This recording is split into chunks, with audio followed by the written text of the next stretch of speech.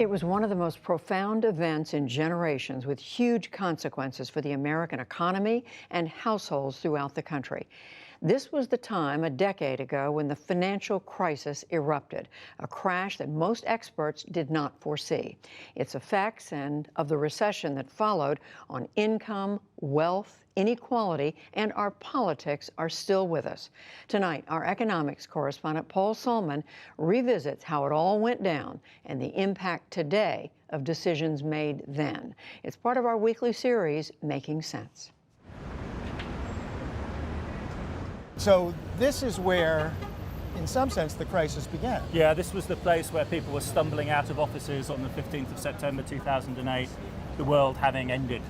The Midtown Manhattan headquarters of Lehman Brothers, whose collapse 10 years ago this week was the signal event of the 2008 financial crisis. It started in real estate, and it started with subprime, and that's the story everyone knows. How does that crisis in the suburbs of America move all the way back to the center of finance in New York? Okay, how does it? Banks are fragile things.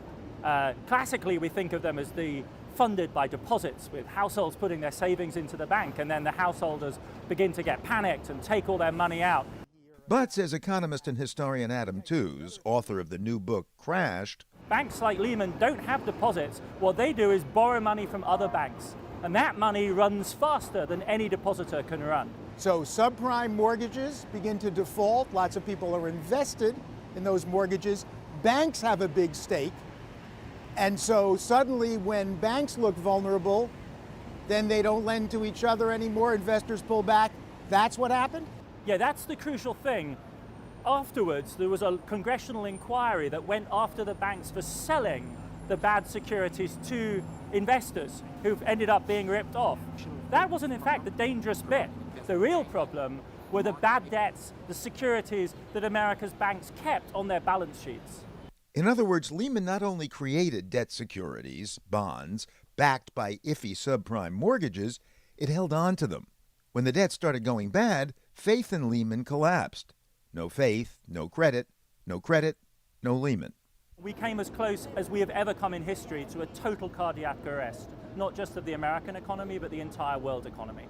Meaning everybody's afraid to lend to everybody else. Credit simply freezes, and an economy, a modern economy, can't function that way? A modern economy can't function without credit for more than even a couple of hours, frankly, seconds. GE, the pillar of American manufacturing, was having a hard time getting short-term credit. So was Harvard University. Wage bills were not being paid. And soon enough, the whole world was watching and enmeshed. To illustrate your point about how the crisis spread globally, I thought we'd go to a Greek food stand, but you said, no, an Irish pub. And lo and behold, there's one right across the street from the old Lehman. Yeah, because 2008 is all about banks. And the failure of the Irish banks in September 2008 is really the moment when the panic spreads to Europe in a way that the European states ultimately find almost impossible to handle. Because European banks have a stake in Irish banks? All of Europe is tied up with the Irish banking boom, is using Dublin as an offshore financial center. And Dublin finds itself in the position on the 29th of September of having to guarantee the entire balance sheet of the Irish banking system. Back in the US of A, September 29th was also the day Congress rejected President Bush's bailout bill. The motion is not adopted. And the Dow fell a record 777 points. This is where the crisis goes from being a banking crisis to a crisis of the American economy as a whole, with stock market values crashing in September 2008. We were now in the belly of the beast. So here we have Wall Street with all the global banks. And then over here, the New York Stock Exchange. Which is where we are now. Which is where we are now. And the heart of the crisis-fighting effort, the Federal Reserve Bank of New York.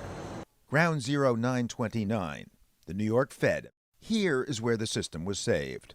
And what the New York Fed decided to do, what the United States Federal Reserve System decided to do, was play the classic role it was always intended to play, to be the lender of last resort to American financial institutions. Yeah, there's a lot of emphasis, for obvious reasons, on the unconventional side of Fed policy in 2008.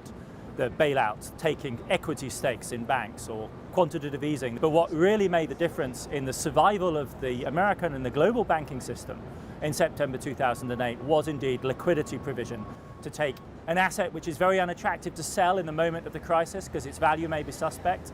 Assets like loans backed by failing mortgages, which the Fed took off the hands of the banks. And to give you in exchange a cash loan that will tide you over for a matter of days, weeks, or months. Ready cash, liquidity. And this saved the American financial system. And this didn't just save the American financial system, it saved the financial system of the world. More than half of the liquidity provision to large banks in the United States was to European banks in the United States. And then on top of that, the Fed lent $4.5 trillion to European and Asian central banks, who indirectly provided dollars to their local banks in Europe and in Japan. And this, says Adam Tooze, is the key to understanding the crash of '08. A global financial crisis because of global financial interconnectedness.